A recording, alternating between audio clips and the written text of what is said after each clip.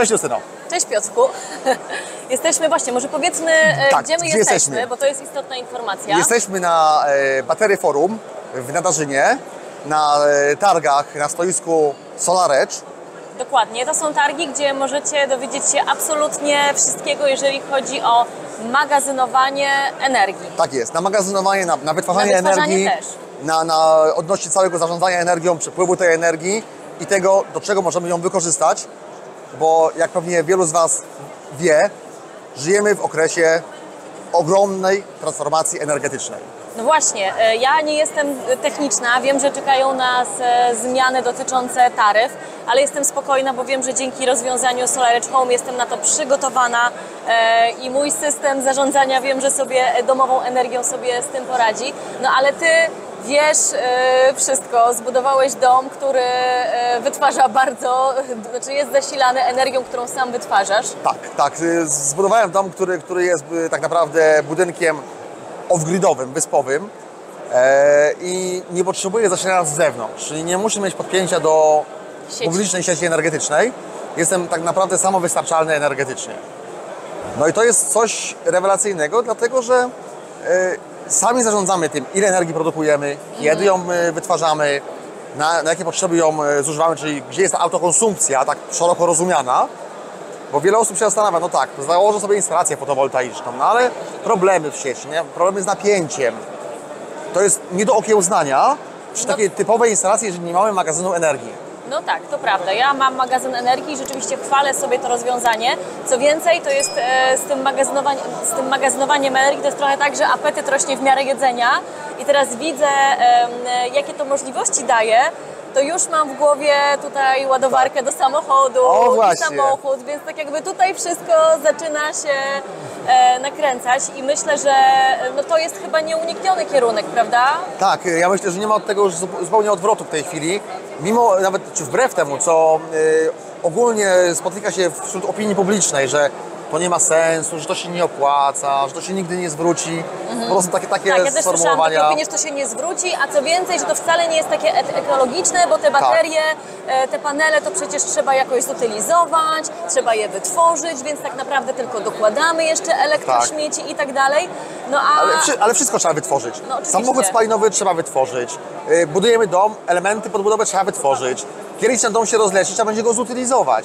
No to myślę, z tymi kategoriami musielibyśmy całkowicie nic nie mieć, nic nie robić, żyć w jaskini, prawda? I wtedy byłoby pewnie dobrze, bo a też byśmy odpady produkowali. Więc, a powiedz mi jeszcze, bo mnie tak intryguje ten Twój dom. Domyślam się, że w sezonie wiosenno-letnim, no tutaj z tą energią nie ma problemu. No a co się dzieje zimową porą, kiedy tego słońca jest mniej? Czy wtedy też jesteś w stanie wyprodukować tyle tej energii, że wystarcza Ci na takie normalne użytkowanie? Teraz tak, to wszystko zależy oczywiście od zimy, tak? Bo zima w Polsce jest taka troszeczkę nieobliczalna. Nie przewidzimy, czy będzie śnieżna, czy będzie ciepła, czy będzie słoneczna, ale możemy w miarę się dopasowywać do tych warunków, jednak pamiętając o tym, że najgorszy okres, czy w ogóle najgorszy miesiąc to jest grudzień. Ale realnie dla tych samych systemów takim najgorszym okresem to jest, powiedzmy, połowa listopada do połowy lutego. Najciemniej, najkrótszy dzień, najmniej energii ze słońca.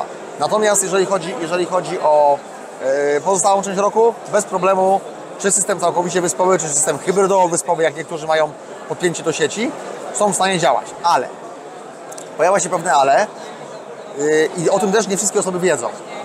No bo coraz częściej słyszymy, że inwertery nam się wyłączają. Dlaczego?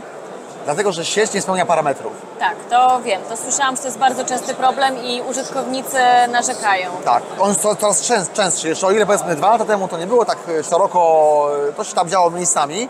Tak, w tej chwili też tych instalacji jest coraz więcej, przybywa, więc to też jest tym podyktowane. Prawda? I to jest tak, że w lecie mamy za wysokie napięcie, więc falownik jak przekroczymy 253 V średnio w ciągu 10 minut, to się musi wyłączyć instalacja, a znowu w zimie poprzez liczbę pomp ciepła zainstalowanych i poprzez ilość aut elektrycznych, które na ogół są podłączane do gniazdka, no kiedy, jak wrócimy z pracy, po południu w nocy, napięcie w sieci drastycznie spada. No i efekt końcowy jest taki, że niestety, ale mamy gęsto napięcie poniżej 200 V. Ja już widziałem napięcia poniżej 190 V nawet. Czyli poza wszelką normą, poza wszelką skalą. Więc wszystkie urządzenia trójfazowe muszą się wyłączyć. Jak się pompa ciepła wyłączy, no to jest zimno. No i teraz pytanie, co z tym zrobić? Jak temu zaradzić? No właśnie, to jest pytanie, ty chyba masz na to rozwiązanie. Ja mam na to rozwiązanie właśnie w postaci magazynu energii, w postaci przechodzenia właśnie na zasilanie wyspowe. No bo to nas chroni przed uszkodzeniami sprzętu, przed skokami napięć, przed jakimiś takimi wyłączeniami, czy planowymi, czy nieplanowymi, bo to też się zdarza. Wszelkie awarie nie wchodzą w grę. Wyładowania atmosferyczne na przykład. Jeżeli uderzy gdzieś w trafostację, no to gęsto uszkadza sprzęt w domu. Jak mamy własne zasilanie, no to nie ma co uszkodzić, no bo fizycznie ten impuls, ta energia nie dotrze do naszego budynku. Także to jest duży plus, prawda?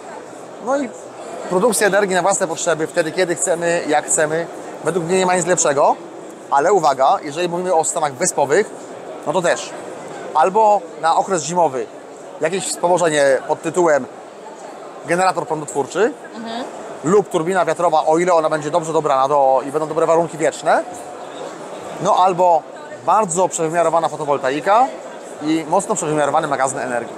Albo po prostu idziesz po drewno, rozpalasz. Tak, o, dokładnie, ale no, to jest znowu kolejny problem, bo przecież coraz więcej miejscowości jest tak zwanych eko, no tak? Gdzie nie można po prostu palić Gdzie nie można ze względu palić. na jakość powietrza. Dokładnie, no tak. nawet drewnem, na przykład Kraków. No tak, no przecież tak, w to Krakowie drewno, które jest całkowicie bezpieczne, OZE, tak naprawdę, tak. jest odnawialnym źródłem, nie można nim palić, prawda? Więc no, jest to dziwne, no ale takie mamy podejście w tej chwili, taka jest polityka i taki jest kierunek, także myślę, że chyba nie uciekniemy przed magazynowaniem tej energii i coś, co się jeszcze do niedawna wydawało fikcją, tak? Taką jakąś bajką, można by powiedzieć, że Lem tutaj się rozpisywał, tak? Co się nie będzie działo, to się dzieje w tej chwili na naszych oczach. I ta transformacja po prostu następuje. Najlepsze jest to, że możemy to wszystko widzieć w telefonie. Dla mnie to jest w ogóle, wiesz, no ja się nie znam na tych wszystkich kwestiach technicznych, technologicznych, ale dla mnie właśnie super jest to, że odpalam sobie aplikację i widzę dokładnie, ile wyprodukowałam tej energii, ile tej energii zostało zmagazynowanych, kiedy ten magazyn, o której godzinie został, że tak powiem, spożytkowany na pranie, na zmywarkę itd. Więc to jest naprawdę bardzo, bardzo praktyczne rozwiązanie. A jeszcze z ciekawości powiedz mi, jakim jeździsz samochodem? Elektrycznym, oczywiście elektrycznym. Nawet w tej chwili mam 2 samochody elektryczne już.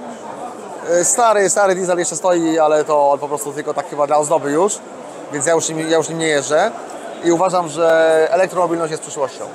Tym bardziej, że tak naprawdę auto elektryczne to jest nic innego jak magazyn energii na kółkach. No tak, magazyn energii na kółkach. Więc mamy dodatkową dużą pojemność. Jak mamy 2 takie samochody, jednym możemy się poruszać, drugi możemy w tym czasie ładować. A widzisz, o tym nie pomyślałam. I to jest, więc zawsze możemy zamiennie z niego korzystać. No, No bo tak, część tak. osób mówi, no auto elektryczne, co z tego, że je mamy, skoro... No właśnie problem jest z tym ładowaniem, tak? tak? Wyjeżdżamy rano do pracy, tam zostawiamy pod firmą, czy gdzieś jak pracujemy w jakimś zakładzie, to tak, nie ma ładowarki, nie mamy jak się naładować. Słońce świeci w ciągu dnia, na ogół. W związku z czym jest to kłopot, prawda? A jak są 2 samochody, jednym jeździmy, drugi się ładuje. Kolejnego dnia na przykład zamiennie, chociaż to zależy, ile kto ma do pracy, bo No tak. gęsto jeździmy wokół komina. Czyli mamy do pracy 20, 30, 40 km, to przy pojemności baterii dzisiaj w samochodzie na poziomie 50-60 kWh, czy tak typowo, to wystarczy nam na cały tydzień tego naładowania. No i to jest okej, także w weekend się możemy naładować, kiedy jesteśmy w domu, No tak. o ile jest słońce. Ja totalnie się z Tobą zgadzam, też uważam, że to jest przyszłość, też jako osoba dbająca o ekologię uważam, że jest to no, idealne rozwiązanie, więc nawet sama przymierzam się właśnie powoli do zmiany samochodu, teraz mam hybrydę, ale też chciałabym już przejść w pełni na elektryka. Słuchajcie, no jeżeli Wy macie jakieś wątpliwości, pytania, to możecie śmiało pisać w komentarzach. Oczywiście. Tutaj Piotrek będzie czuwał. Tak. Solarecz też będzie czuwał. No ja myślę w ten sposób, bo też jeszcze wiele osób mówi, dlaczego w ogóle my tak tego Solarecza promujemy. Bo jest to najlepsze i najbezpieczniejsze dla mnie na rynku rozwiązanie. właśnie. Ja też bardzo zwracam uwagę na kwestię bezpieczeństwa. I dla mnie właśnie te gwarancje, że ten system się w odpowiednim momencie wyłącza, Tak. że jest serwis, który cały czas nad tym czuwa, że jest to podpięte do tej takiej dużej sieci, tak, że jest ktoś, kto to zawsze monitoruje. No ja czuję się, że tak powiem, bardzo Czyli generalnie komfort i bezpieczeństwo, Komfort, tak, to jest właśnie komfort to, i że bezpieczeństwo. to funkcjonuje i faktycznie te uzyski, które mamy, tak naprawdę, zwłaszcza w te pochmurne dni, dzięki optymalizacji mocy, no są ewidentnie wyższe i to naprawdę jest 20 parę procent bez żadnego problemu. Ja to obserwuję praktycznie każdego roku, jesienią, zimą, widzimy co się dzieje i jak nam ta energia przyrasta, prawda? Także, a wiemy, że jak jest pochmurno, to właśnie wtedy najwięcej potrzeba tej energii. tak, tak. No i tutaj właśnie optymalizacja, wszyscy mówią, nie, to nie ma sensu, to mówimy, to znowu wracamy do kwestii kosztów, to się nie zwróci, prawda, i tak dalej, ale no, jeżeli my mamy monitoring na poziomie pojedynczego modułu, prawda, wiemy, że jest pełny peposz, że jak właśnie tak mówisz, jeżeli coś mi się stało, jakieś zwarcie, któreś złącze MC4 jest poluzowane, jakaś wilgoć się dostała, wyłączy nam się cały łańcuch, albo wyłączy nam się cały falownik, prawda, i mało tego, mamy informację, słuchajcie, w którym miejscu, na którym ogniwie jest problem. Tak. Więc no to jest, nie musimy szukać potem godzinami, empirycznie, próba tak, może ten, może tamten, tylko wiemy od razu, ten panel, ten optymalizator, tu się coś się stało, czasami jest to 5 minut i usterka jest usunięta, prawda? Także no, jest to ogromna przewaga w stosunku do innych systemów. Tak, a też myślę, że no, ilość zadowolonych użytkowników, takich tak jak ja, którzy po prostu mają, tak jak powiedziałeś, ten komfort użytkowania świadczy o tym, że jest to no, jak najbardziej dobry wybór. Dokładnie. I wydaje się, że produkty SolarEdge są cały czas rozwijane. Bo wchodzą nowe rozwiązania, wchodzą w tej chwili już duże magazyny energii, prawda? Idziemy w kierunku stacji ładowania samochodów elektrycznych również. Stację AC już mamy, ja też nawet pokazałem u siebie, jak stacja wygląda, jak funkcjonuje. Czekamy na stację DC, która też ma się pojawić. I to też myślę, że lada moment będzie dostępne.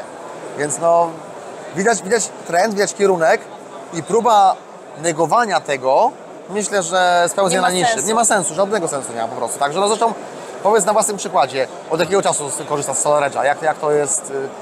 Ja korzystam, no zaraz będzie rok i rzeczywiście nie mam jeszcze przeliczonego, bo też tak jakby pytanie, które się pojawia bardzo często, raz, że to jest kwestia bezpieczeństwa, a dwa, kwestia pieniędzy i wszyscy chcą wiedzieć właśnie, a jak na tym wychodzisz, czy ci się to zwraca, czy to jest w ogóle opłacalne. Nie mam jeszcze przeliczonego, że tak powiem, całego takiego roku, bo jak zainstalowałam system, to automatycznie mam rozliczenia półroczne i że tak powiem długo to trwa, żeby teraz to wszystko zebrać, przeliczyć i tak dalej, ale wstępnie jestem bardzo zadowolona. Miałam duże zwroty z sieci, w sensie takie już na fakturach pieniężne. No i też absolutnie nie miałam żadnych problemów w trakcie użytkowania systemu, co myślę, że dla takich osób jak ja, dla kobiet, które no tak do końca się o tym nie znają, jest naprawdę też nie bez znaczenia. Tak. Natomiast no, wiemy też tak naprawdę, że system, czy ta cała inwestycja, bo tego nie można nazwać inaczej jak inwestycją. No i poczekaj, bo ja jeszcze nie wspomniałam o jednej istotnej kwestii, że ja załapałam się też na dofinansowanie Mój Prąd. Aha, co też było super, że ta inwestycja nie była aż tak przerażająca na początku, jak mi się wydawało. W pewnym stopniu jest ten zwrot, prawda? Tak, więc ten zwrot systemu Mój Prąd też no super, że się udało. Tak. No i też prawdopodobnie przysługuje Ci również ulga termomodernizacyjna, czyli odpis od podatku. A widzisz, a tego nie sprawdziłam, cholercia. To jest tak, że w kolejnym roku w PiT-cie, szczególnie, że tam jest kwota od podstawy opodatkowania do 50 000 złotych, można odpisać. Ale to chyba nie ale to jako prywatny użytkownik, tak? Tak, prywatny użytkownik może odpisać. Jeżeli było dofinansowanie, to różnicę pomiędzy dofinansowaniem a kwotą, którą zapłaciłaś. Odpis zgodnie z jakby kwotą opodatkowania, którą płacisz, tak? Czy to masz liniowy podatek, czy... No mam liniowkę, ja mam też działalność, to nie wiem, czy to się jakoś tam liczy. Nie, to się nie gryzie, to prywatnie, tak. No bo prywatnie, jeżeli brałeś prywatnie na instalację, jak najbardziej możesz to odliczyć. A widzisz, to dobrze wiedzieć. To jest kolejnych kilka tysięcy złotych przynajmniej, także to też piechotą nie chodzi. No oczywiście. Natomiast, można zbierać na kolejny magazyn energii. O, na rozbudowę, tak, ale ja uważam, im większy magazyn, im bardziej pojemny, tym będziemy mieć lepsze zarządzanie energią. Ta autokonsumpcja będzie większa, na dłużej tego prądu wystarczy. No tak, a zwłaszcza jak wejdą teraz te taryfy nowe, to rozliczanie godzinowe i biorąc pod uwagę, że dzisiaj w zasadzie wszystkie urządzenia, jak kupujemy nowe, są na tyle inteligentne, że mamy je zazwyczaj połączone w jakiejś aplikacji i możemy sterować, że pralkę włączamy o danej godzinie, tak samo zmywarkę, ogrzewanie i tak dalej, to naprawdę można bardzo mądrze i efektywnie zarządzać tym systemem domowym energii. Poza tym to wszystko zaczynamy integrować do smart home. No tak. Więc nawet SolarEdge ma swoje rozwiązania pod smart home. I też przy odpowiednim doborze tego systemu możemy sobie dowolnie zarządzać gniazdkami, sterować, prawda, pewnymi elementami w budynku. Również właśnie włączać, wyłączać pewne urządzenia, które mają w danych godzinach działać, a w innych mają nie działać na przykład. Także możemy dopasować ten poziom naładowania magazynu w zależności od tego, jak mamy logikę skonstruowaną, czy na przykład będzie jakaś słoneczna pogoda w kolejnym dniu, czy nie będzie. Jak głęboko go rozładować. Jak teraz wejdą taryfy dynamiczne, czy sprzedać? No właśnie, dlatego tak. Ta sprzedaż, my nie wiemy jeszcze, jak to będzie wyglądało w Polsce. Wiemy, jak to wygląda w krajach Europy. Ale w Polsce to ma wejść od lipca, więc realnie wezmę od sierpnia, bo to po miesiącu będzie jakoś tam weryfikowalne. Ale tak naprawdę no, my nie wiemy, jakie będą stawki, jak to będzie wyglądało. Można tylko zakładać i przypuszczać, że w chwili, kiedy będzie wietrzna pogoda, kiedy będzie słonecznie, to będzie cena energii będzie na rynku będzie niska. Natomiast w chwili, kiedy będzie pochmurno, czy będzie noc, to będzie bardzo wysoka. No tak. No i teraz pytanie, czy zmuszą, że tak powiem, ludzi do tego, żeby przejść na taryfy dynamiczne docelowo, czy też pozwolą być na tych gwarantowanych, które no też tanie nie będą. No bo to zawsze są dwie strony medalu, prawda? I teraz no, ja sobie też nie wyobrażam czegoś takiego, że ktoś przechodzi na taryfę dynamiczną, nie ma magazynu energii i teraz co on robi? Co, przełącza się ręcznie, nie wiem, włącza prąd, wyłącza prąd, bo drogo, bo tanio, no to tak troszeczkę nie ma sensu, tak mi się przynajmniej wydaje, prawda? No tak, no tak. Więc jakaś ta automatyzacja musi następować, żeby to funkcjonowało. Piotrek, prawda jest taka, że z Tobą można wygadać godzinami o tych wszystkich rozwiązaniach, ale no właśnie, więc jakby co, to lećcie na kanał Piotrka, tam jest dużo więcej filmów dotyczących tego, jak to wszystko zrobić, żeby było dobrze, tak, żeby działało. Znaczy, ja staram się też wspierać i edukować, prawda, pokazywać, tak, no wiadomo, że wszystkim na pewno nie dogodzimy, bo to jest nierealne, prawda, ale jednak no, ta wiedza, która jest, też stale zdobywana, bo no, człowiek się uczy całe życie. Uczymy się jedni od drugich. Słuchamy, oglądamy, prawda, eksperymentujemy i tą wiedzę się zdobywa, prawda? Także no, jeżeli my ją zdobyliśmy już w jakiś sposób, to ten zasób jest dosyć duży. Dlaczego mamy się nią nie dzielić? No oczywiście. I to jeżeli to komuś może tylko pomóc, to ja zawsze byłem chętny do tego, żeby edukować, żeby właśnie pokazywać, co można zrobić, jak można zrobić. No, jeżeli ktoś tego nie umie docenić, no cóż, trudno, tak? Takie jest życie, ale no idźmy w tym kierunku, żeby to jednak dalej promować, żeby pokazywać i właśnie utwierdzać osoby w tym przekonaniu, że odwrotu nie ma i przyszłością jest zielona energia, oczywiście niekoniecznie zielony ład. Tak, także podsumowując, korzystajcie z wiedzy Piotrka, korzystajcie ze słońca. Dzięki za spotkanie. Dzięki Justyna, tak bardzo i oczywiście ja również zapraszam do Justyny, tak? Tak. Żeby pisać komentarze, też zadawać pytania, bo nie ma, myślę, w tej chwili lepszej osoby, która Wam wypowie się jakby niezależnie, tak? To prawda. Powiedzmy zwykły użytkownik, tak? Bo sama Podpisuję się, korzystasz, jestem zwykłym użytkownikiem. Tak, nie typowo branżowo, tylko właśnie Tak. jako osoba, która ma doświadczenie poprzez korzystanie z systemu i po prostu takie codzienne wykorzystywanie tych możliwości, które on ma. Tak Także jest. dokładnie. Słuchajcie, dziękuję bardzo za obecność, za oglądanie. Jeżeli Wam się podobało, to bardzo serdecznie proszę o subskrypcję, o komentarze, o łapeczki w górę. Tak jest. Tak? I zapraszam do kolejnych materiałów, bo naprawdę warto. A wiedzy jest coraz więcej, możliwości coraz więcej. Także bądźmy dobrej myśli, niech to się rozwija. Do zobaczenia. Dzięki, do Dzięki zobaczenia. bardzo.